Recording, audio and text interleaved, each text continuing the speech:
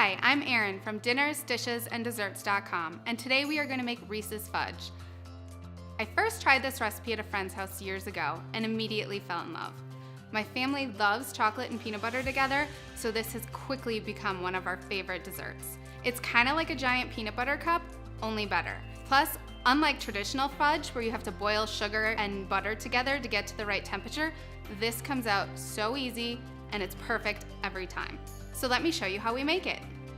To start, we're going to take 1 sleeve of graham crackers and we'll put it in either a blender or food processor and pulse to create crumbs. Once they're nice and fine, we're going to mix powdered sugar, melted butter, peanut butter, and the graham crackers together until it's well blended. We'll press this into a 13x9 pan.